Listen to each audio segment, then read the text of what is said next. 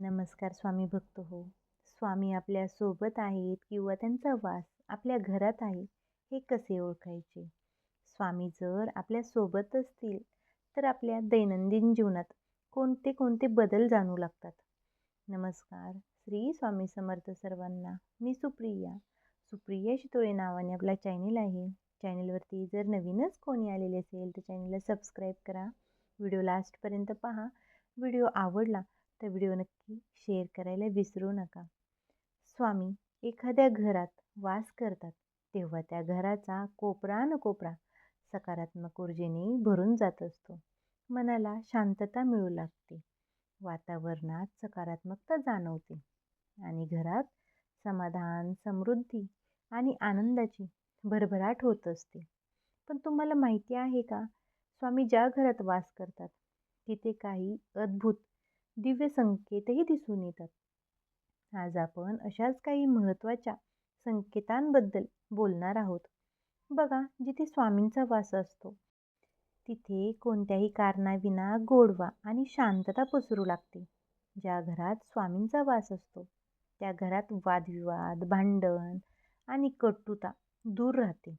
त्या घरातील व्यक्ती तर्कवितर्क लावण्यापेक्षा समाधानाला प्राधान्य देतात. पती-पत्नीतील प्रेम अधिक दृढ होते.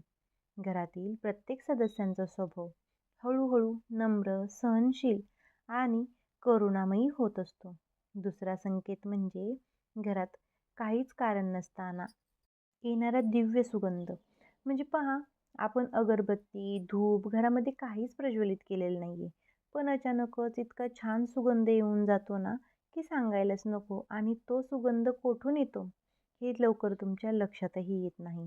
बघा, ज्या घरात माझी स्वामी आई राहते त्या घरात बाह्यच नाही तर आधुनिक पातळीवर सुद्धा परिवर्तन घडू लागते.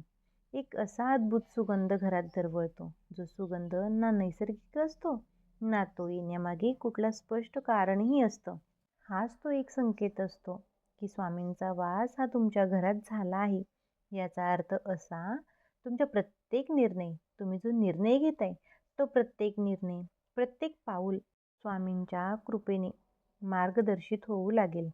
हा एक न सांगता येणारा, न दिसता येणारा अत्यंत प्रभावी संकेत आहे.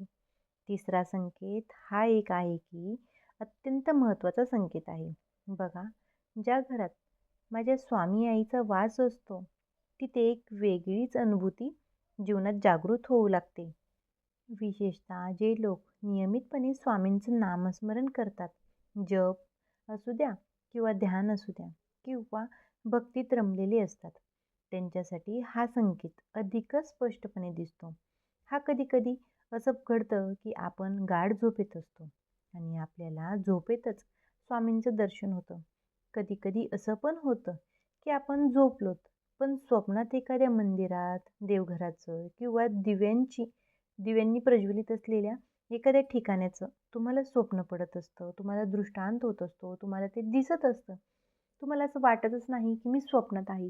मी आत्ता या कंडिशनमध्ये मी तिथं आहे. असा अनुभव तुम्हाला येत असतो. अशा ठिकाणी हृदय भक्तीने भरून येतं. ही स्वप्न सामान्य नसतात. ही एक अद्भुत अनुभूती असते. हे स्वप्न म्हणजे स्वामी तुमच्यावर कृपा वर्षाव करत आहेत याची सूचक चिन्ह असतात. हा संकेत सांगतो की तुमची भक्ती, श्रद्धा आणि तुमची मनोभावे केलेली नित्यसेवा ही स्वामीपर्यंत पोहोचत आहे आणि स्वामी तुमच्या जीवनाला योग्य दिशा देणार आहेत. जेव्हा झोपेत सुद्धा स्वामींचं दर्शन होत असतं तेव्हा तो एक स्पष्ट संकेत असतो की स्वामींचा कृपा आशीर्वाद तुमच्या जीवनाच्या प्रत्येक पैलूमध्ये कार्यरत आहे. चौथा संकेत म्हणजे घराच्या अंगणात अचानक प्राणी येणं, म्हणजे गाय, कुत्रा, मांजर हे देखील एक शुभ संकेत आहेत. उदाहरण अजून एक द्यायचं झालं तर पहा, तुम्ही पूजापाठ करत असाल, ध्यानजप करत असाल आणि अशा वेळी जर अचानक एखादा जीव तुमच्या अंगणात आला तर याचा अर्थ असा की तुमची भक्ती स्वामींनी स्वीकार केलेली आहे. हिंदू परंपरेनुसार गाय जर घराच्या अंगणात उभी राहिली तर हा एक शुभ संकेत असतो. कारण हिंदू धर्मात गायीला अत्यंत अतिशय पवित्र मानलं जातं. तसेच तिला समृद्धी व लक्ष्मीचं प्रतीकही समजलं जातं. आपल्या दारात कुत्रं व मांजर जर अचानक येत असतील, तर हे एक स्वामींचं संकेत आहे. हे आपल्याला ओळखता आलं पाहिजे नाही. यांचं येणं योगायोगाने नसतं. ते स्वामींच्या उपस्थितीचं जाणीव करून देणारं असतं. असे प्राणी जर दारात आले तर त्यांना हाकलून देणं म्हणजे स्वामींकडून आलेल्या दिव्य संकेतांना दुर्लक्षित करण्यासारखं आहे. यामुळे यांना दुर्लक्षित करू नका. ज्या घरातील व्यक्ती समाधानी असतात त्यांनी समजून जावं की त्यांच्या मागे स्वामींचा कृपा आशीर्वाद आहे. आणि पहा, ज्यांच्या पाठीमागे स्वामींचा कृपा आशीर्वाद नसतो त्या माणसांना पैशाची म्हणा किंवा कोणत्याही जी आपल्याला गोष्ट मिळणार नाही त्याची खूप हव्यास असते, की तो माणूस समाधानीच नसतो. मुख्य पॉइंट आहे त्याच्यात जो माणूस समाधानी असतो, ज्याला रात्रीची शांत झोप असते, तो माणूस समाधानी असतो. आणि अशा व्यक्तींच्या आयुष्यात स्वामी हे असतातच. कारण त्यांना कुठल्याच गोष्टीची हाव राहिलेली नसते. ते खूप समाधानी असतात स्वामींच्या येण्याने. अजून एक गोष्ट, तुम्ही एखादी गोष्ट मनामध्ये धरली, की मला ही गोष्ट करायचीच आहे या महिन्यामध्ये आणि ते काम तुमचं जर 101% झाले, तर समजून जा की स्वामींचा वास तुमच्या घरामध्ये आहे. तुम्ही जे मनात इच्छित आहे, त्या गोष्टी तुमच्या घडत जात आहेत, त्या सफल होत आहेत.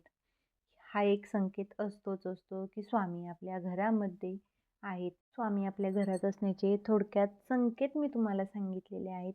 तुम्हाला जर हे अनुभव येत असतील, तर तुम्ही नक्की स्वामींच्या कृपाआशीर्वादाखाली आहात. आणि हो, जरी काही आयुष्यात अडचणी येत असतील, तर ते कर्माचे भोग असतात. ते आपल्याला भोगावेच लागत असतात.